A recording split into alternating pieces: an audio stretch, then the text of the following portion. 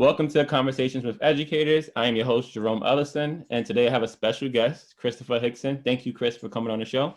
Thank you. I appreciate All right. it. All right. So we're going to get right started. I usually start with a quick segment. It's called Start, Bench, or Cut. So it's like a team.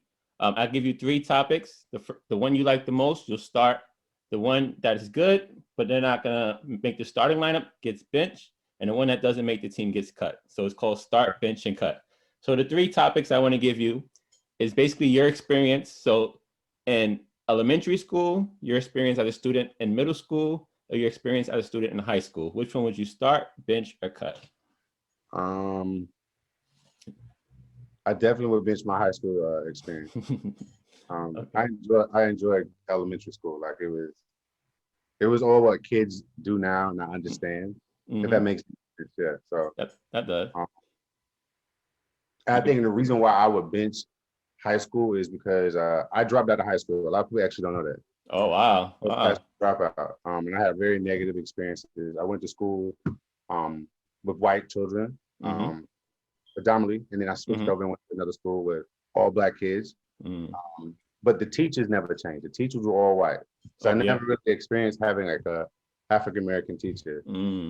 Other than elementary school, I think I had like my kindergarten teacher was white, but I didn't have that experience. And so a lot of my education, my primary and secondary experiences, like built on there wasn't a really value system to education within the African American household. My family, like my mother was a high school dropout, my sister high school dropout, and then so there was really like a lot of which leads to where I tell people which leads is why I'm in the field in the first place. I think that the value system for education in African American household needs to be addressed. One, like what's importance to it? Why is it important? I think it's more important to this generation, like the new generation, the younger generation now. But my generation definitely wasn't. Like, if I didn't go to school, like what was the reason? There was no consequences for that. Versus now, it's super important. Like you go to school, get an education, try something in life. That type of pipeline didn't exist when I was younger, and so it built this whole reason why I'm doing this now. It's like I really want to do impact work. Like I find that there's no studies that say that a negative thing about Black men within education. Like there's nothing built on that other than what I've seen is that it's the amazing impact work within the field. You see a lot of turnaround when it comes down to like structures and things within like progression academically for students of color when they see males in this role. So there's a lot of, that's why I'm doing it. And I tell people I didn't come into education as traditional route, like, go to college. I wanted to be an educator. I was on a whole different grind. I hear you. I worked for the government for like 12 and a half years. Then I retired and went into work for Homeland Security. And I was an analytic. I did analytics and lived in a whole different, universe of experience. And my experience, dropping out of school, meeting someone who's from a Greek organization, getting me back on the right path, me going finishing school. My trajectory changed, and like my experience for education still was like, I never understood why they took me through 12 years of bullshit. That still exists. But I never really put it into like, it was an importance to me in my life. And so I was an analyst and I moved to New York after me retiring from the military. And I met some people who were teachers. They were like, have you ever thought about teaching? I was like, absolutely not. I don't even like talking to my little nieces and nephews. They get me hot. Like, so they was like, nah, I really have to think about like you have all this, like they tried to explain it to me. And I took a year off work because I didn't like what I was doing. I felt like I stepped away from the military to do the military all over again. And I'm in this blessed part of my life where I can make those decisions where what I want to do career-wise, what I want to do like for life, it's not something that's like complicated. I can think about it. Let's just go for it. So I finally looked at it on my year off. I was like, okay, look at this TFA thing and look at this. Mhm. And literally, I have learned a whole different like part of myself in being a teacher. It's super rewarding. Yeah. Because it's definitely not the pay, but Yeah, not to pay. Yeah, you gotta be from the heart. You gotta be the impact. The impact. Yeah. I also learn to say that my experience, like going through the process of becoming a teacher, I saw a lot of racism, a lot of sexism, and a lot of like roles being put on me as me becoming a teacher. Like I was like, I didn't ask for that. Like I asked to be the ambassador for the Black race. Like you put on all these roles that you're like, listen, I didn't ask these things, but in the white people perspective, I am like a rare unicorn. Like a biology teacher, 4 degrees later, and you're teaching kids. We would love you at our school. I'm like, okay, this whole bait and switch thing. And then I have on my other side is like, I have just as much people who have the same kind of storyline. They've had experiences in life that led them to be teachers and educators. And so they're on their grind, and it's like, you got to do it. You got to take on this mantle of being the ambassador. I think that's one of the things that is the downside. I also feel like there's a very big disconnect between the process of becoming a teacher and actually being a teacher. Can you explain that a little more? So there's like built-in racism within it. I had difficulty passing my exams, my state exams, and what that means is that you go through a process of going to school for 4 years, and then you have to take these additional exams, which I never understood in my mind. I was like, you went and got a whole master's degree that said you are qualified to teach. You learn pedagogy, you learn theory and content, all these things, but I have to take these additional things for the state. That have nothing to do with what I've learned. That's a whole story. But I had difficulties with like passing those exams.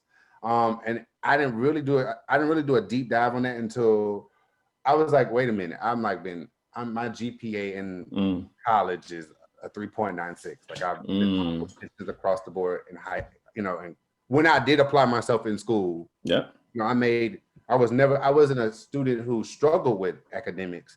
And I think that's a myth when people think about dropouts. It wasn't I was struggling with academics. I had other things in my life that were way more important. So that's, to debunk that. But just the point of like, I noticed that white people would just take the exam and they would pass it. I'm like, wait a minute. It was like, it was easy. I'm like, this doesn't make any sense. This has nothing to do with education. Like with teaching. Like these questions have it. And then they purposely ask, like, what is your race? Racial group. And I was like, that was one of the first questions. So I did this, like, as a science teacher, you become very exploratory. Like, let me see what this happens. Let me see what happens if I do this. So I changed my race. I told them I was white on all of my exams. And as soon as I did that, I passed my exam. Wow. And then I found out the people who grade the exams, they don't even have degrees. They work at like this organization called Pearson. I don't want to put no whole. Yeah, no, but speak the truth. Speak your truth. Your truth. That's my exams, but it's definitely. And then I think about it in just a standpoint like me going to other states. Like those whole like host of things are different. You go to California, you don't even have to have a master's to be a principal. However, in New York, you do.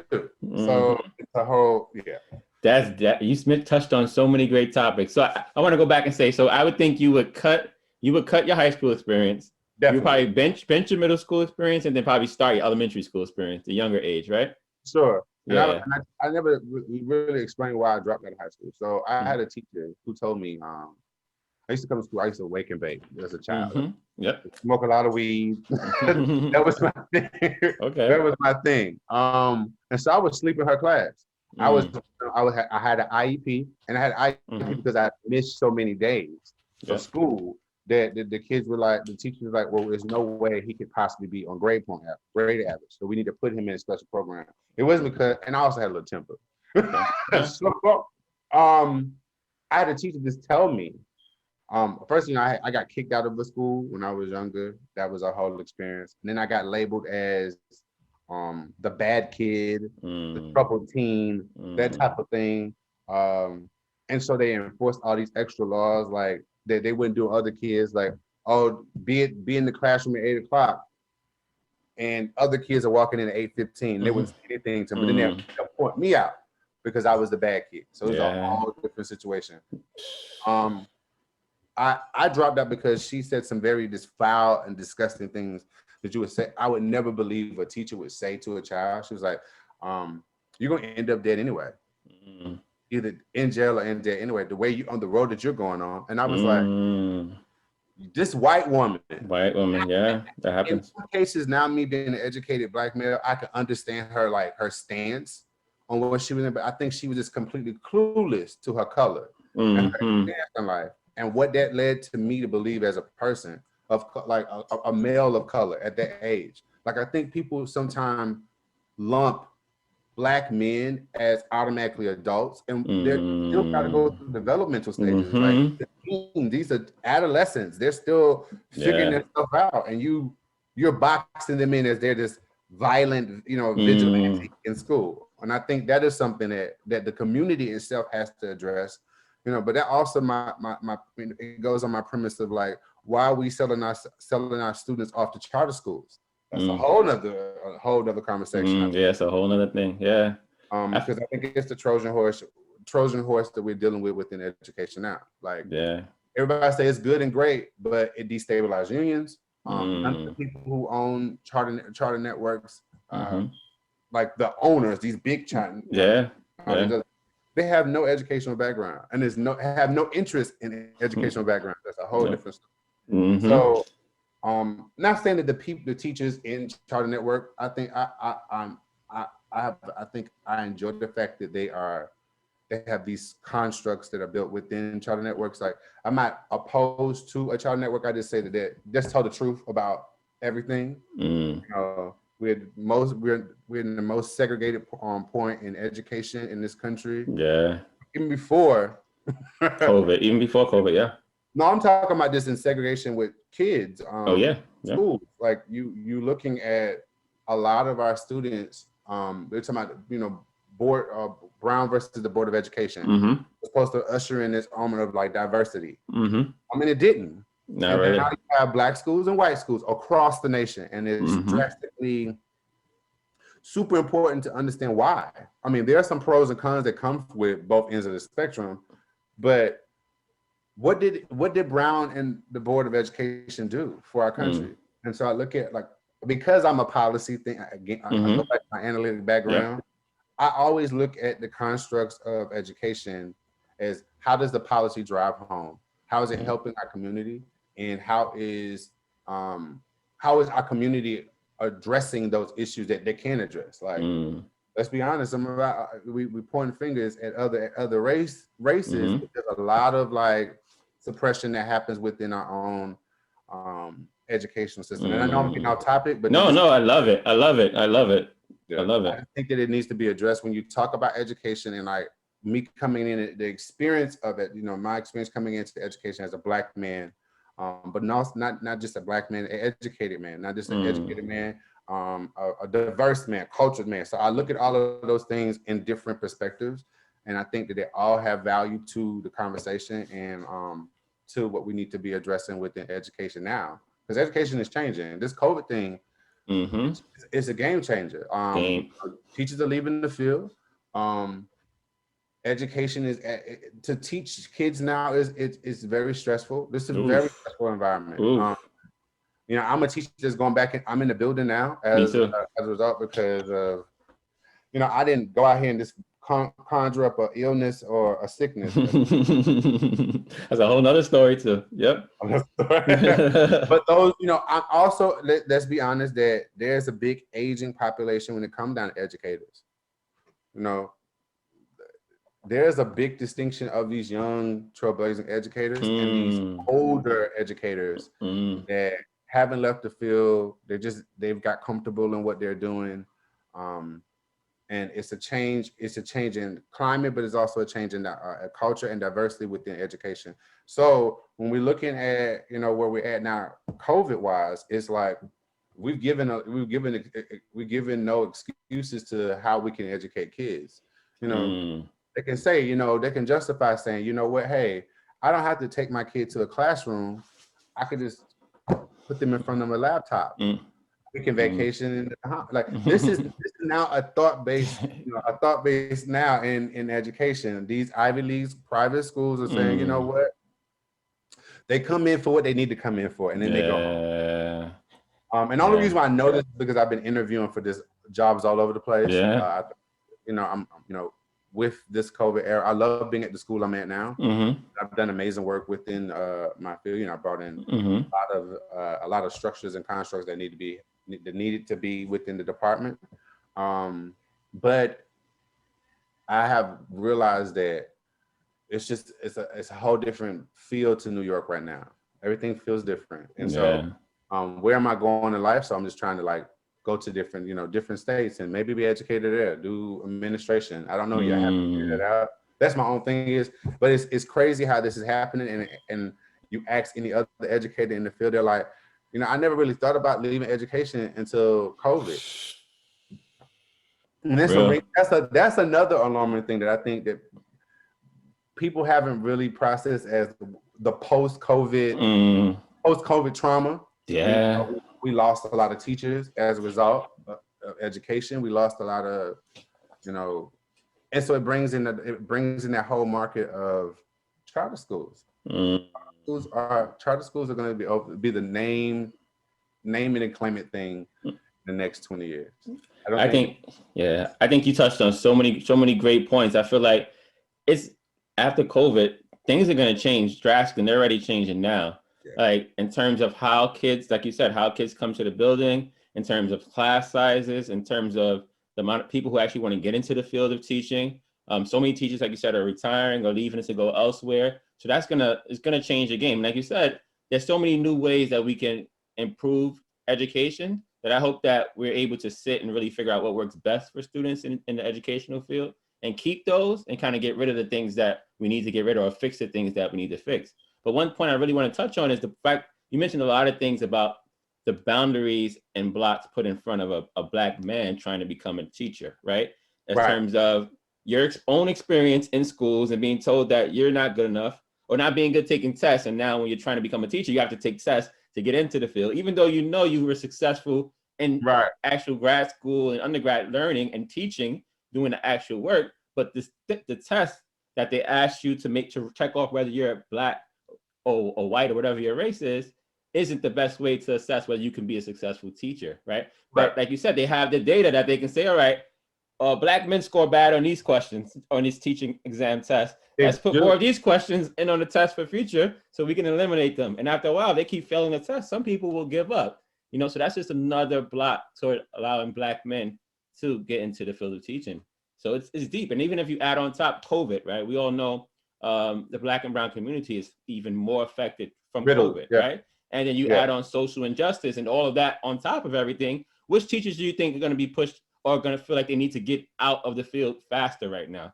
The few that we have, Black and brown ones. You look at it now, like you have, I make this big distinction. There are teachers in the classroom and they're, you know, working in these COVID constraints with, you know, masks on all day and 12 kids to a classroom, and then it's a COVID out. Like my school just had a COVID outbreak.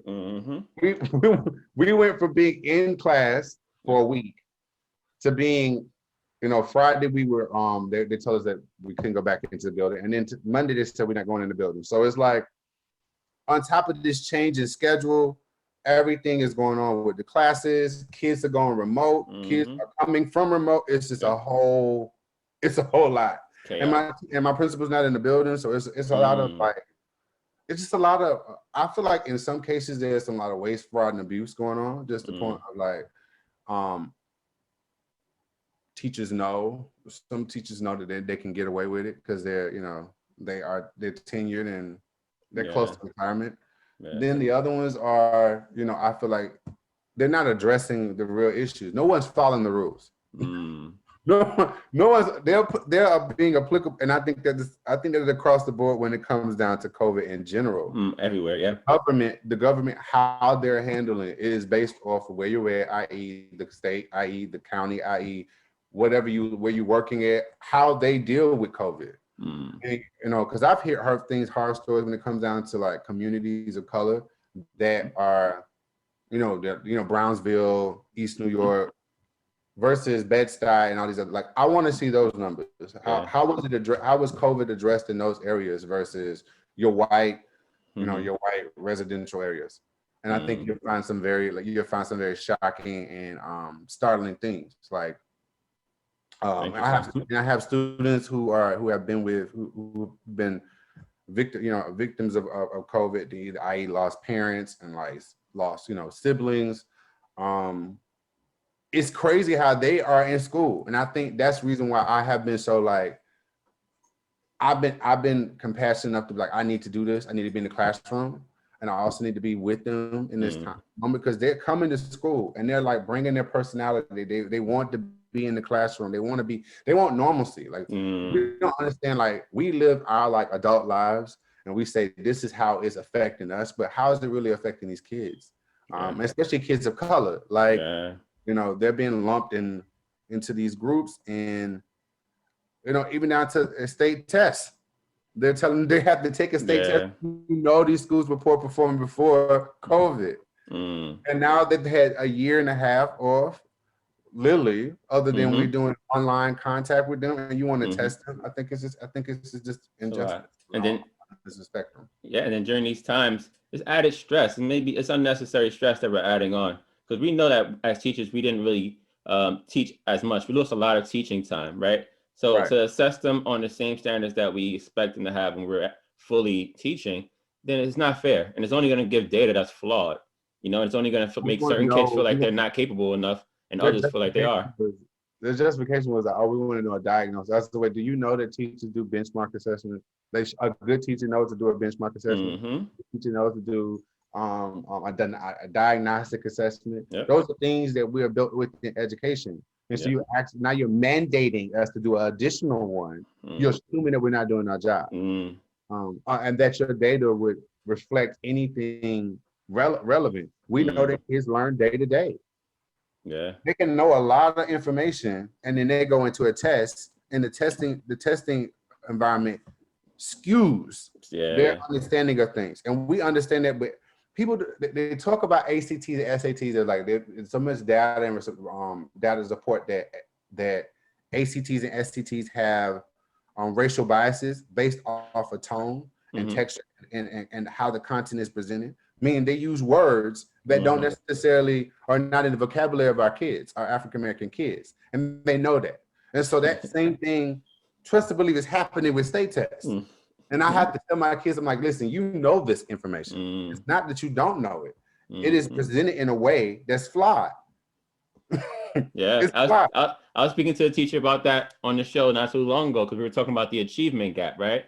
And it was talking about how can you have an achievement gap when the data that we're using to assess the gap is based on flawed testing data. So of course you can manipulate that test to make certain groups feel like they're farther behind, or make the gap seem so much wider because your tests are flawed, or there's bias built into the test, you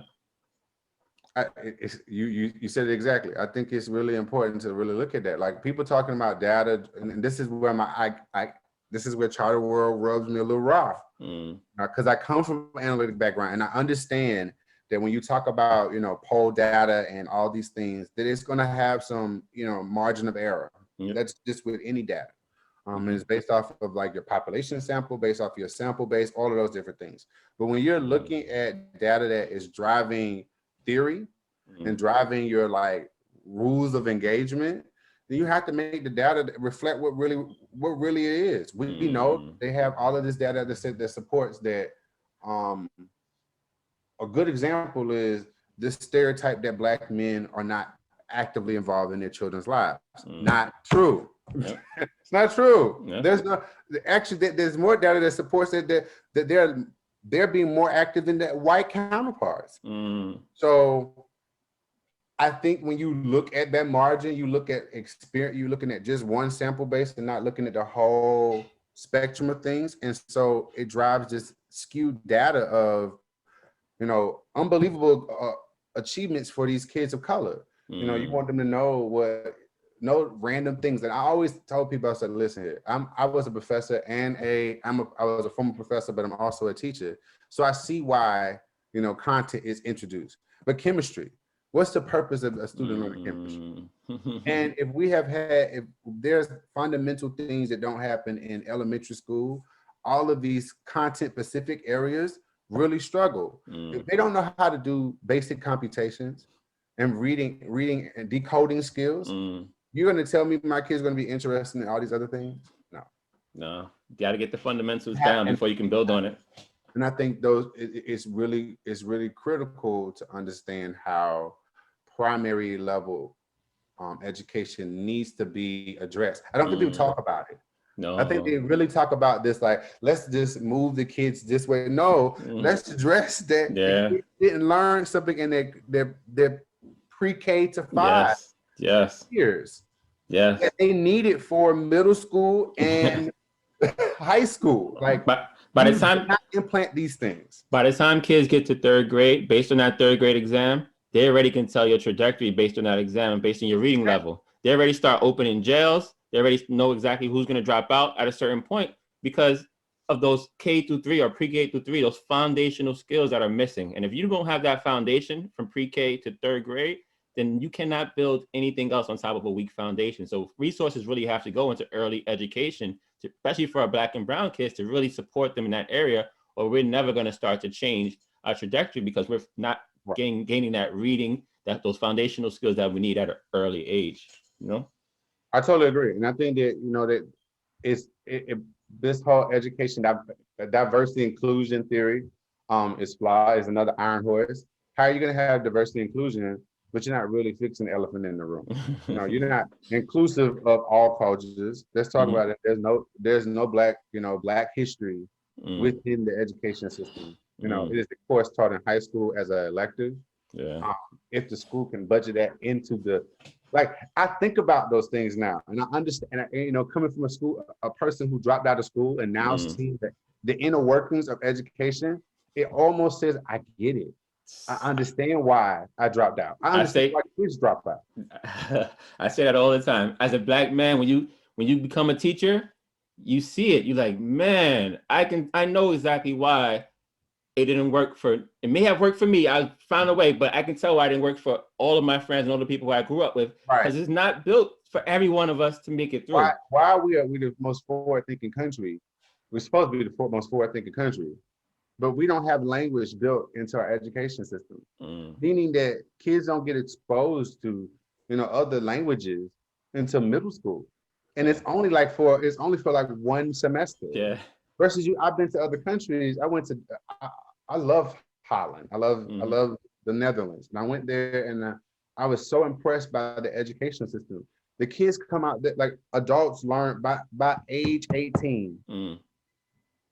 Most adults in their country are fluent in 3 languages. Wow. Because they learn it, and they are taught from pre-K all the way to primary. That you need to know other languages. You learn different languages. I think that's super important. Yeah. If we're trying to be an international country, this global impact, you need to have your kids being cultural. And I think that they're going to be stifled. We're moving into an era where there's going to be a new race of people within the next 10, 15 years, which is, I've lived through to see all of these things happen. That's another conversation. But on top of the English language is now being challenged as being the primary language across the United States. I mean, not in the United States, but across the global stage. Yeah. You have the Asian market being expanding. You have the Spanish immigration back into their land. Let's go ahead and talk about that. Back into the United States at an all-time high, and so there's all of these languages are mixing in to make this brand new. You have to be able to understand that this is happening. That's one of the issues that we have in the educational system. It moves so slow. So we're always a step behind. We can see the world changing, and we can see what really is going to prepare our kids for the future and give them jobs in the future. But we're so slow in making that transition that we're always behind the 8 ball. You know, we can talk about college and career readiness, but we're not moving at a fast enough pace in terms of technology to get our kids prepared for that change. We're sending robots to college. Basically. Because we're brainwashed and say, these are the things that you need to know to be successful in life.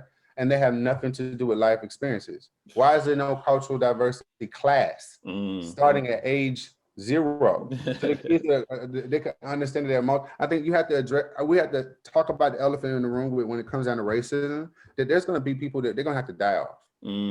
They're not going to change. We need to spend less time trying to figure out and help them be compassionate people and let them just die off. And focus on the youth. And the youth, we can impact the youth and change them. And I think that you'll start seeing changes with racial injustice by empowering your youth. But we're so busy focused on, oh, this is what's going on. We need to change these old men. And I think like these old white men are not going to change. These old white ladies are not going to change. They think what they think and they believe what they believe. Yeah, we got it. Yeah, we got to hit the kids and we got to get the youth. You know, because that's the future for sure. I want to get back to a couple of questions before I let you go. Okay. So you said a lot of great things. So I want to kind of hone in on what do you think is one thing? You said a lot already, but one thing that you wish the educational system will either add, get rid of, or change. If you had to change one thing or add one thing or get rid of one thing, what would it be in the system? I think that we need to address African American history. It needs to be something that is homologous with all the other curriculum. They need to have a Pan-African history. Like kids need to know the importance of their culture. So that means that there needs to be a culturally conscious content that is inclusive of all races. Because I don't want to necessarily limit that to just African American or the African diaspora, even though I think African American is amazing. We need to make that shift. And if we don't make that shift, I think it's going to be consequences from it. On top of that, I want to ask you about something. Have you heard of the 1619 Project? If so, what do you think about that? Never heard of it. Never heard of it? I think you should look into it. I'm not well versed on it, but I know it's about teaching about the history of America and how they've treated African Americans throughout the time, and incorporating that into the school system curriculum. I know there's been it was a lot of push from Trump because he feels like it's like unpatriotic, teaching unpatriotic education and making kids, angry or racist toward America. But I think it's something, it's taking steps towards some of the stuff you're talking about, I think. Okay. And my other question is, this one's called Each One Teach One. If you had one advice, let's make it really specific, to a first-year Black teacher, based on your experience, what advice would you give him and why?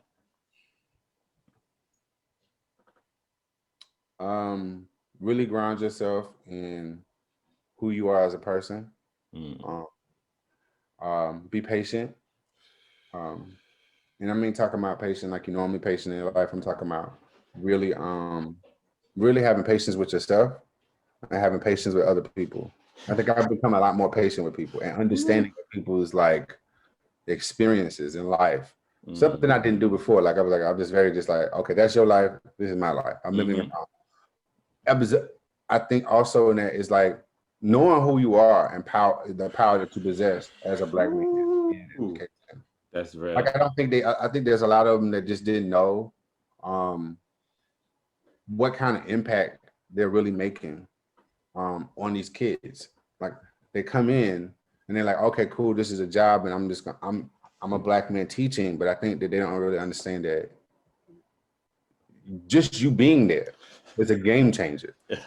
I agree.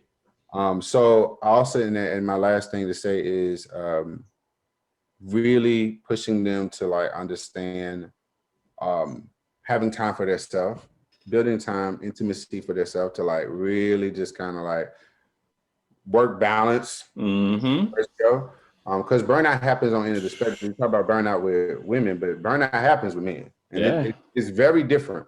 It manifests different. You become very cold to your kids. You become very authoritarian and less empathetic when it comes down to like understanding kids are being kids and you working in the all-female staff, and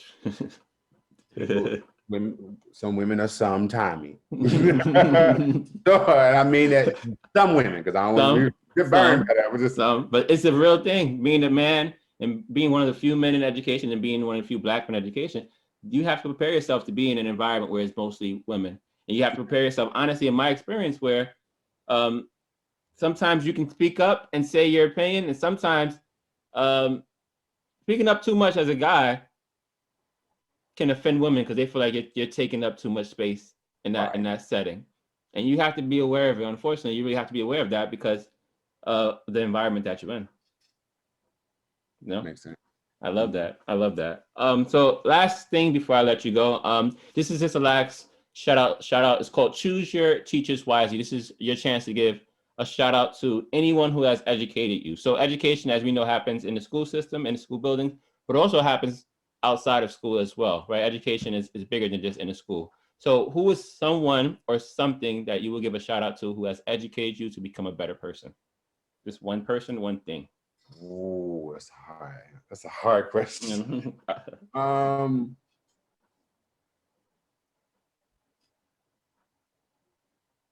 I always got to go back to my heart. And that means my brother, my older brother, and I got my family. The family? All right. My older siblings are, they're super amazing to me. It's funny, they don't really realize how much impact they have in my life. Because we all come from homecoming, so we come from a humble household. But my brother's always been my inspiration. Like, he left the South, he went to the military, he did his thing there. And so I always felt like, me being the next boy in the house, I can't slip up. Like, I can't do all the other stuff people doing. And then my older sister was always just like my anchor. She's been an anchor to me. Like, when I have troubles, she can turn troubles into sugar. Like, she's one of those people that finesses. She understands life. She understands the streets. Like, she understands streets life, and she understands life. Yeah, that's that black woman magic right there for you. Yeah. But the thing is, she don't even understand her power. Like, that's the thing. Like, she lives in this world of, like, she don't understand how precious and how amazing she is to me. So my mother is also in that same category. Like, my mother, she's sick with it. Like, she'll throw something at me, and I'm like, wait a minute. You think about some things. Yeah. So my family is my anchor. As I get older, they are more and more important to me now, less than when I was younger. So they are my inspiration. They are my mentors. They are my go-tos. I love that. I want to thank you, Chris, for coming on the show. Thank you. It's been great. You said so much great insight, and we're definitely gonna stay connected. You have my number. You can reach out if you ever need anything from me. All right. Sure. Thank you. Thank you guys for watching. Stay blessed, and remember, education over everything. Bye. 1